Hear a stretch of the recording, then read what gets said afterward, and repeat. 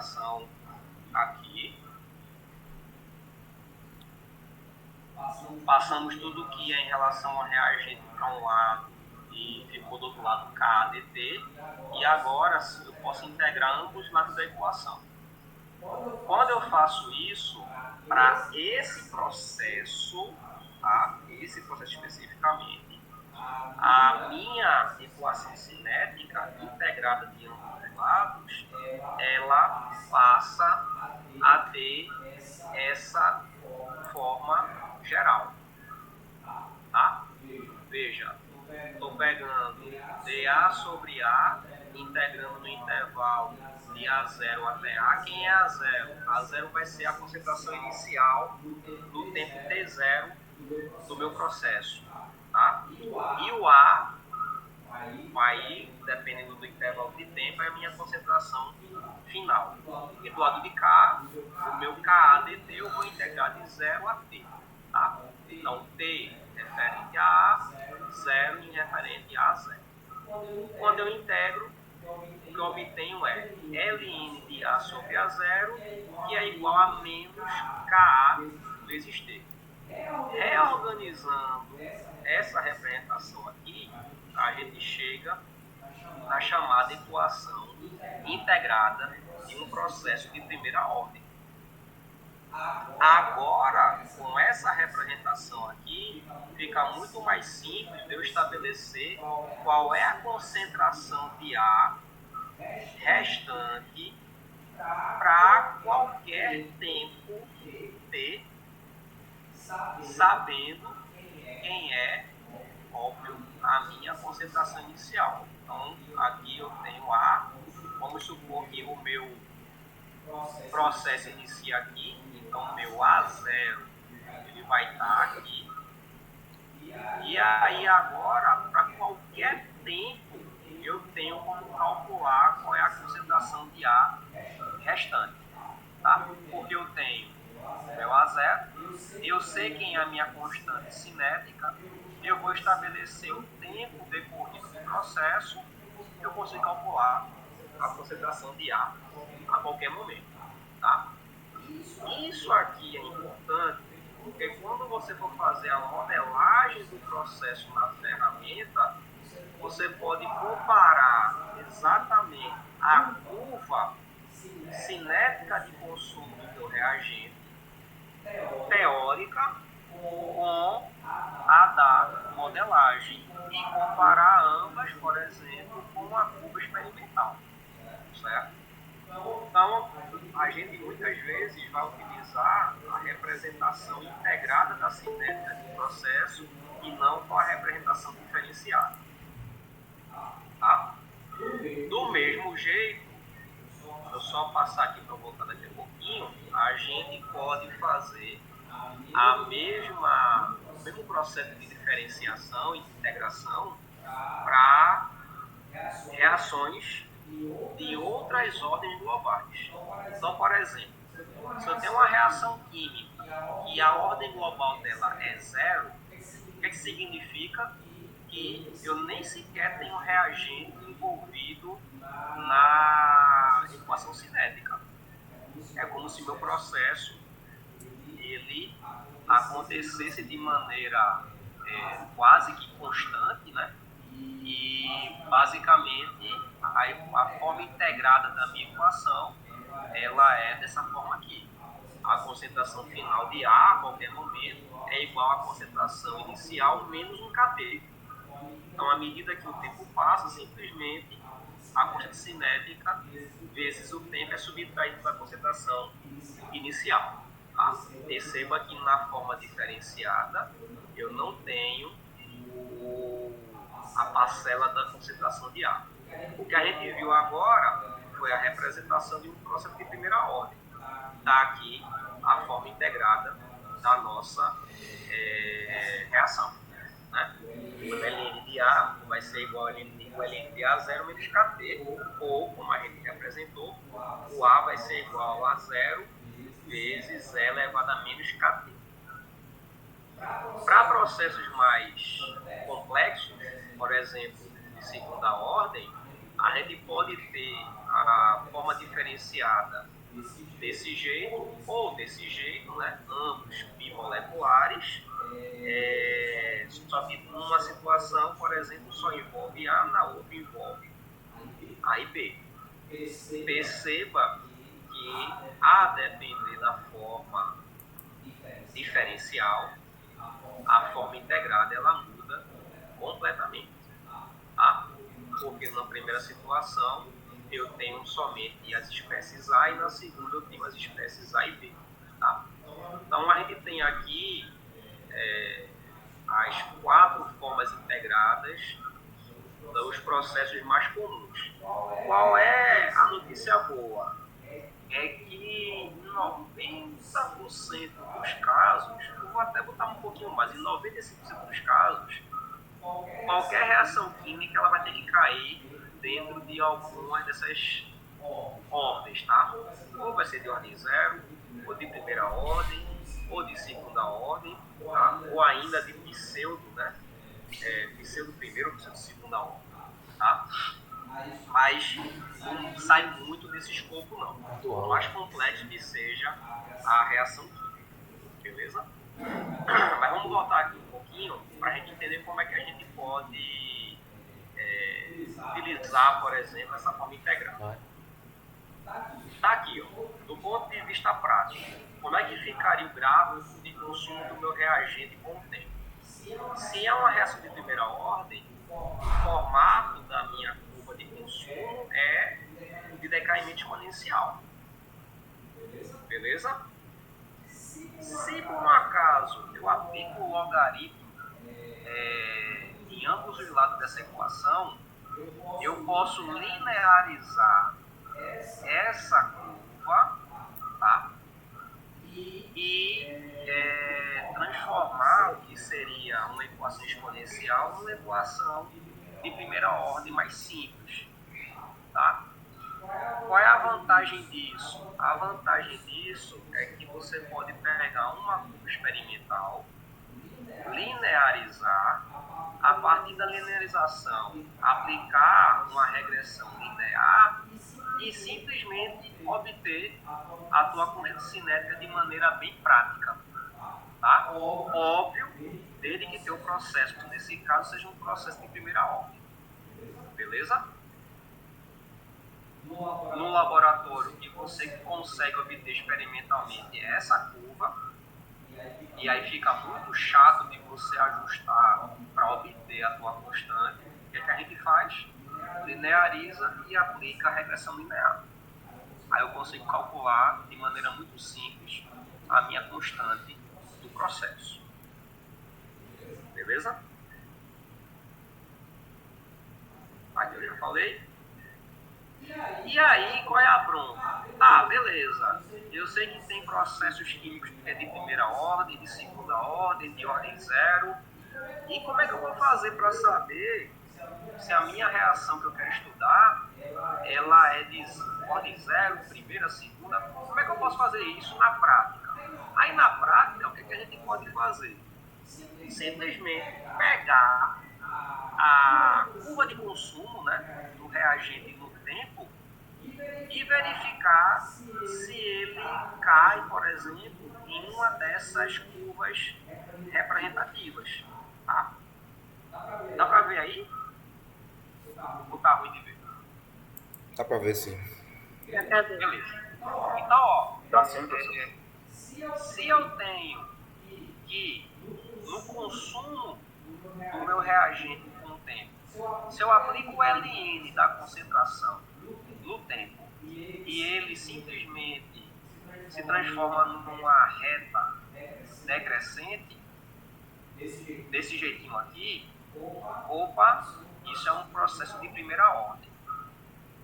Não, eu vou pegar agora, não ficou desse jeito, bonitinho, ok, então eu vou fazer o seguinte, eu vou pegar o inverso da concentração no tempo, 1 sobre A. Se eu faço 1 sobre A no tempo e gero uma reta crescente, opa, isso é um processo de segunda ordem. Tá? Se ao invés de fizer o inverso, eu pegar 1 sobre o quadrado da minha concentração e essa relação, né, gera uma reta crescente, opa, se 1 sobre A elevado ao quadrado é que dá a minha reta, então isso é um processo de terceira ordem. E o que é que seria um processo de ordem zero? É quando a variação da concentração do reagente com o tempo, ela cai quase que instantaneamente, ela cai muito mais rapidamente do que o processo de primeira ordem. Então, se a queda da concentração é muito brusca, então eu tenho um processo de ordem zero. Tá? Então, a gente pode basicamente pegar a curva experimental do consumo do reagente e tentar ajustar para uma dessas situações. Onde a curva se ajustar melhor, a gente sabe qual é a ordem da reação química. De novo, a ordem da reação química, ela precisa ser informada na modelagem do teu processo. Senão tu vai estar modelando de maneira errada. Beleza? E aí, a gente falou, né, que a temperatura, certo? Aqui, ó, ela é um fator que interfere no processo cinético. Mas como é que a temperatura interfere? Aí, para fechar aqui a nossa explanação teórica de hoje, a gente pode representar a cinética do processo químico a partir da chamada lei de Arrhenius. Tá? Nessa representação, ao invés de trabalhar com V, né, com as representações aqui das diferentes ordens, a gente vai representar a nossa constante cinética do processo a partir de uma equação exponencial, só que ligeiramente diferente do que a gente viu. A constante cinética de um processo, ela pode ser representada por um fator de colisão, um fator pré-exponencial, vezes E elevado a menos EA sobre RT. Essa representação aqui, ela permite que a gente avalie o quão a mudança de temperatura da minha reação química, ela mexe no valor da minha constante cinética.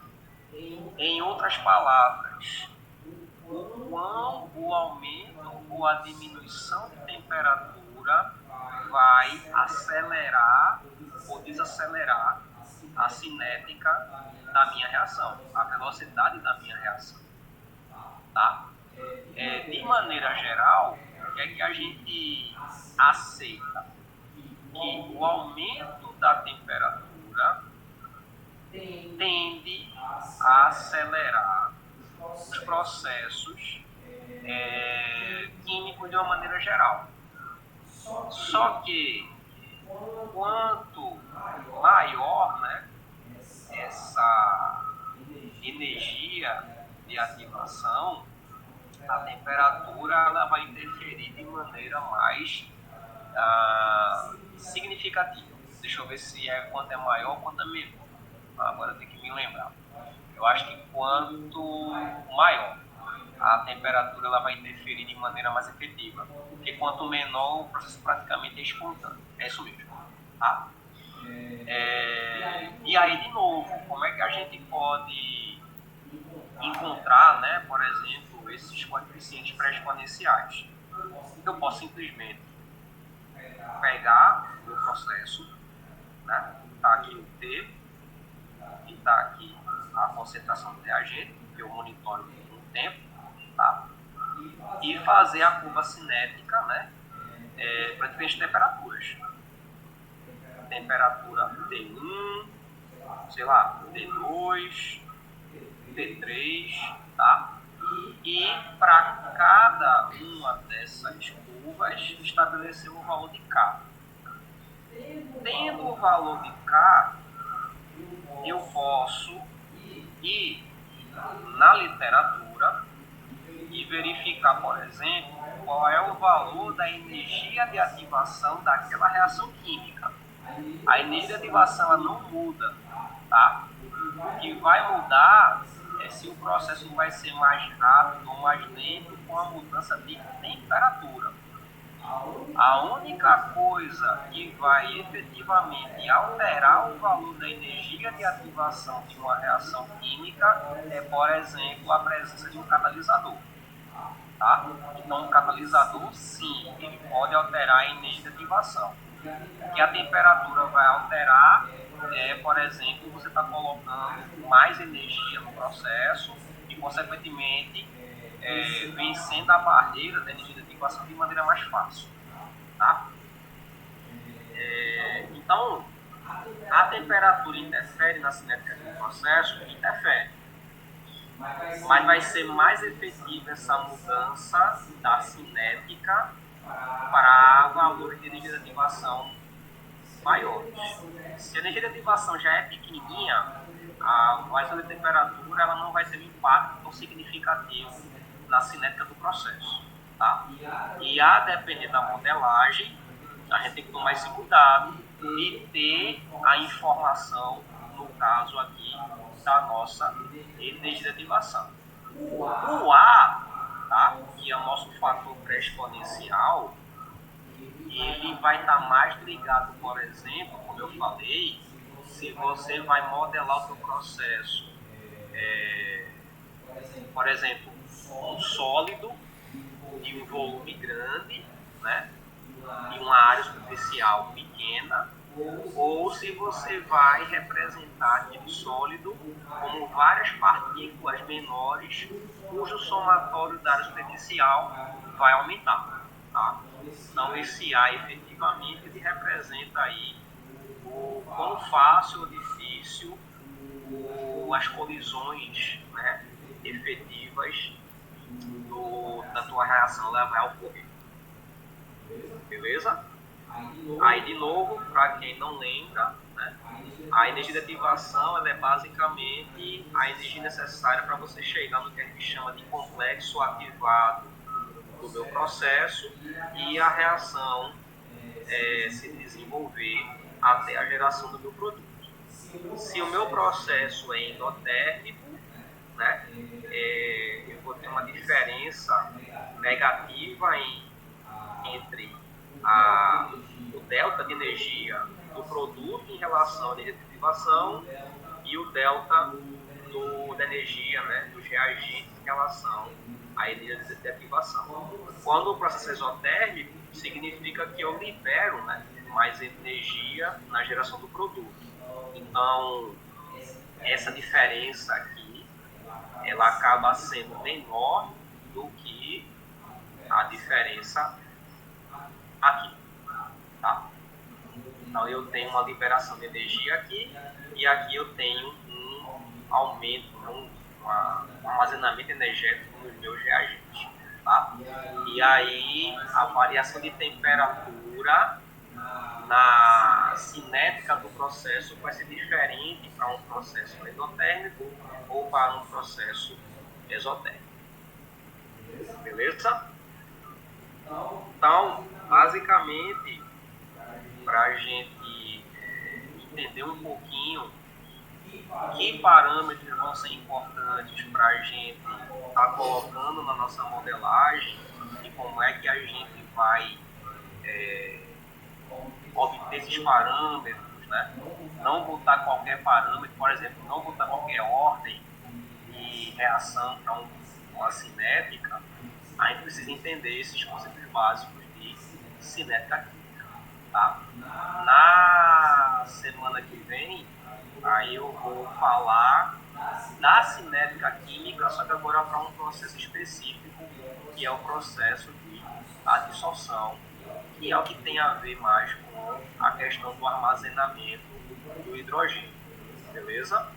Então, eu vou depois disponibilizar esses slides para vocês darem uma revisada aí.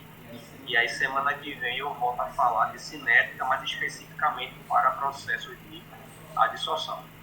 Aí, continuando a aula, o professor Ângelo agora vai voltar àquela parte prática, né, da modelagem, e aí mostrando aí como entrar com esses parâmetros cinéticos para uma reação de combustão simples. Beleza? Professor Ângelo, passando a bola para Vossa Senhoria.